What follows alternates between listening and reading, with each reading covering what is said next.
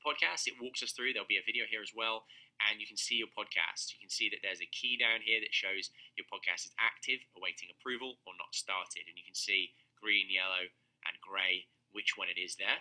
I can import the current podcast. This is really important. If you're already doing podcasting, maybe you've got 100 episodes already, and you're using like Libsyn to host them, no problem. You can import your podcast. You can still use the same hosting, and you can import it into Audello, and then Audello powers everything and tracks everything and can automate everything, which makes it more powerful than it's been before, and it's all under one roof. You can have multiple podcasts in here. So that's one question that we're getting.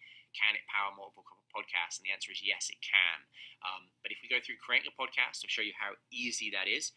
So first of all we do is we go in and click create a podcast, and it then just explains the 4 key parts of it, and you get started. You'll enter the name, so we'll call it podcast name. You select a category, which let's call it marketing and management podcast.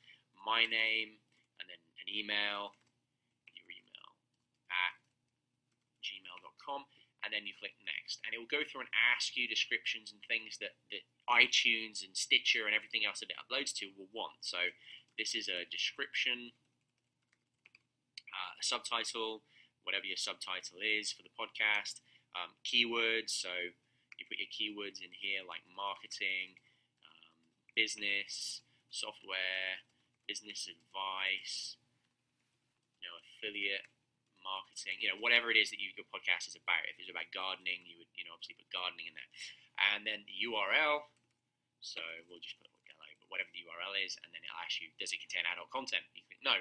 Now this before has always been pretty tricky. Now with your podcast, you would usually want an image podcast graphic that goes with it. It tells you exactly what that should be here, so you know exactly what you need to be doing, and you click next. If you click next, obviously iTunes wouldn't accept your podcast without an image, so it just lets you know that. I'm going to just skip that right now, so yeah, I understand, that's fine. And then look, we're creating a new podcast, so do you already have the first episode of this podcast? If you say no when you save your podcast, it's going to say, right, step number 1, get your first episode, because obviously we can't publish it live till at least there's 1 episode. But I'm going to say, yes, I do. Like, let's say I've already recorded it. What it's then going to do is it's going to scan all of my folders, and then it's going to let me select from a specific file. So if I just go, let's use this one. That's my first episode. That's something I recorded before. So I'm going to click save.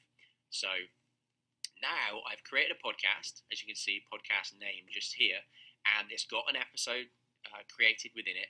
And now it's going to let me submit to directories.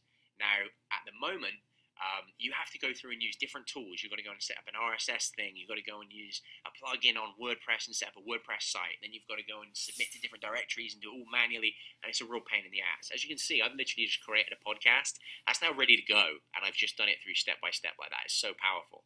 Now, if I want to submit to different directories, I can submit to multiple directories. I'm going to keep adding more and more in here. Now, if they're not here, you just choose other. So that's fine. It'll submit to anything. But we have these walkthrough guides for these guys, which are some of the bigger ones. And we're going to add to them and just make these thumbnails a bit smaller. And we might have like the top 10 or something. But okay, I want to submit it to iTunes. Now, it can be confusing, but we have a video that walks you through exactly what to do, which I'll pause right now. But that video shows you exactly what you need to do. And it basically says, copy the URL here. This has already been created for you. That's the podcast URL, which usually you'd have to go and do with a different product, and then click to submit to iTunes. If I click that, it's going to then come up and say, hey, do I want to launch iTunes? And you're going to get this come up in iTunes now. So let's just remove that so you can see it. And you're going to say, hey, what's your feed? I'm going to go, well, it's this one, and continue. I'm not going to do that because this is obviously a test podcast, but that's literally all you do, and then you close it down. The video says once you've done that, come back here and say, yes, I've submitted it. And I'll say, yes, I have.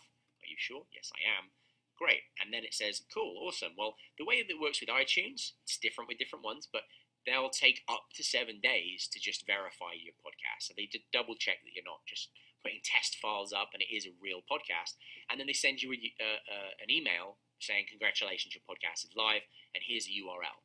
And then all you do is you paste the URL in here. And again, this video tells you exactly that. So you paste the URL and click validate. At that